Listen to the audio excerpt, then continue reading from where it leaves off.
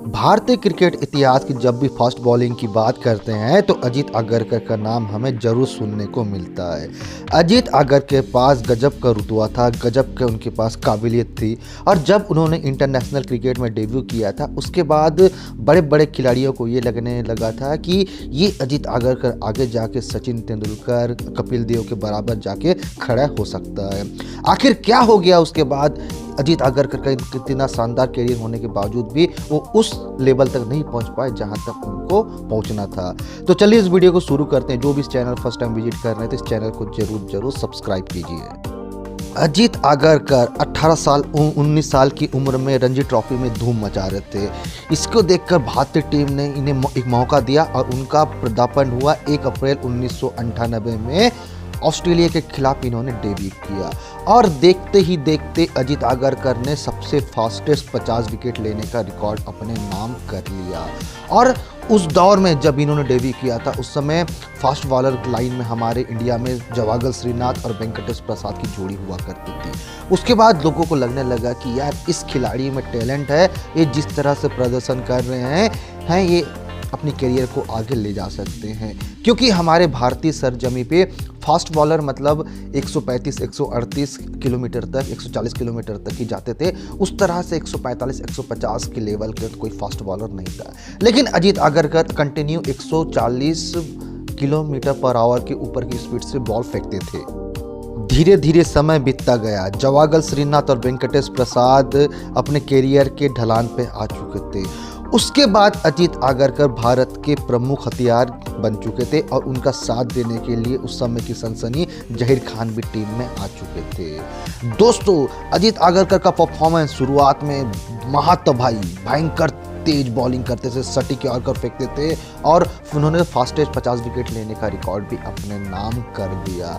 और अजीत आगरकर की सबसे बड़ी खासियत ये थी कि ये तो ऑलराउंडर प्रदर्शन करने की काबिलियत रखते थे। ये बल्ला से भी जोहर दिखाने में सक्षम थे। और आप लोगों को जानकर आश्चर्य होगा कि इंग्लैंड के लॉर्ड्स मैदान में हमारे बड़े बड़े प्लेयर ने शतक नहीं जमाया है और इस अजीत आगरकर ने इंग्लैंड के खिलाफ ताबड़तोड़ 27 पारी भी खेल के एक इतिहास रच दिया था।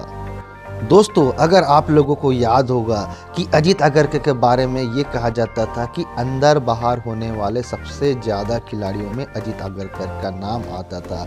अजीत आगरकर की सबसे बड़ी परेशानी ये थी कि वो ओवर में 4 और 5 बॉल ऐसी बहुत अच्छी सटीक लाइन लेन से फेंकते थे, लेकिन ओवर में 1 बॉल वो लूज डिलीवरी फेंकते थे जिससे उनको बाउंड्री पड़ जाता था। और इनके बारे में एक चीज़ ऐसा भी कहा जाता है कि 1 ओवर में वो 1 बॉल तो अनप्लेएबल डिलीवरी फेंकते थे।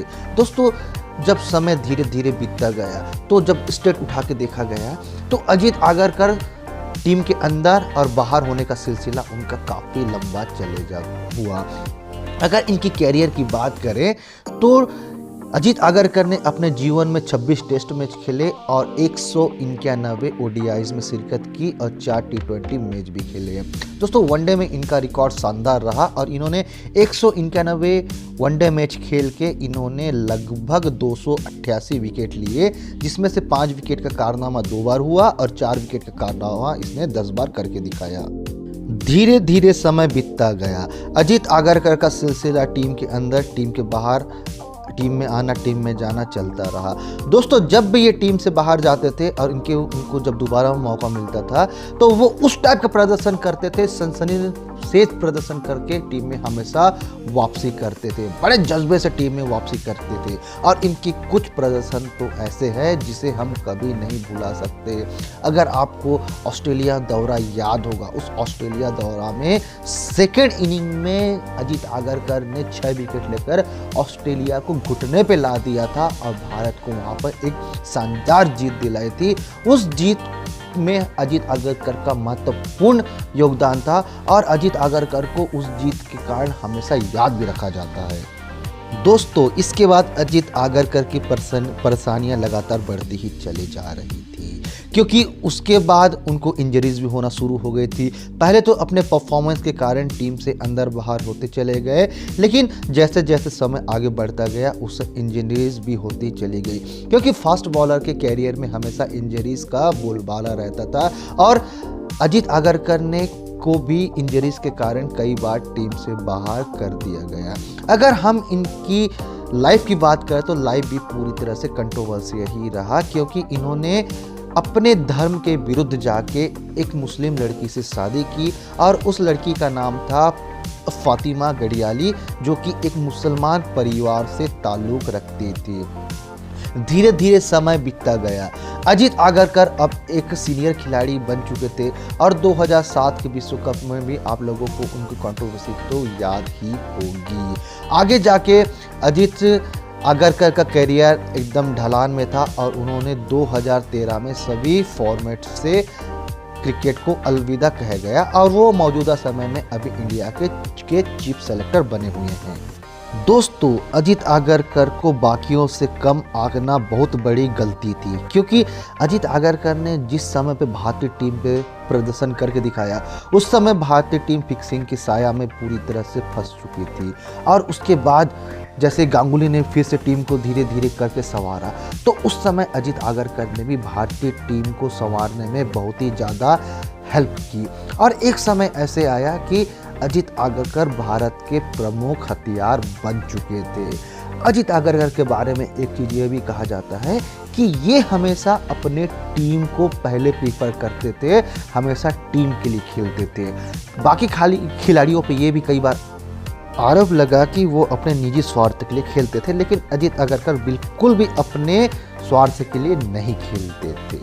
दोस्तों, अजीत आगरकर ने कई बार भारतीय टीम को एक मुश्किल सिचुएशन से निकाला। वो कई दफ़ा हमने देखा कि एक्सपेरिमेंट के दौर में उसे फर्स्ट डाउन में उतार दिया जाता था। उस समय एक पिंच हिटर का दौर चलता था। अगर आप लोगों को क्रिकेट बचपन में देखा होगा, जैसे कि अर्ली 90s हो गया, 2000 में हो गया, जब भी सलामी जोड़ी का विकेट गिरता था तो उसके बाद हर टीम अपने बॉलर को जो बॉलिंग टीम थी, मतलब जो बॉलिंग करती थी, उनमें से कोई प्लेयर थोड़ा सा बल्ला घुमाता था तो उसे ऊपर पिंच हिटर के रूप में ऊपर दे दिया जाता था, ऊपर बल्लेबाजी करने के लिए दे दिया जाता था। ये काम पहले कई बार इंडिया के लिए श्रीनाथ भी कर चुके थे, लेकिन उस दौर में जब गांगुली आए तो इन्हें पिंच हिटर के रूप में भी कई बार फर्स्ट डाउन उतार दिया जाता था और उनके 3-4 तो ऐसे प्रदर्शन थे जो पिंच हिटर के रूप में वो सही साबित हुए। लेकिन समय धीरे धीरे आगे बढ़ता गया तो उनके निरंतरता में भी लगातार हमें कमी देखने को मिले और 2007-2008 के बाद हमने देखा कि इनका टीम में सिलेक्शन भी बहुत कम होता था। धीरे धीरे करते हुए ये क्रिकेट से दूर हो गए, लेकिन क्रिकेट से दूर होने के बावजूद भी ये आईपीएल में अपना जलवा लगातार दिखाते चले गए।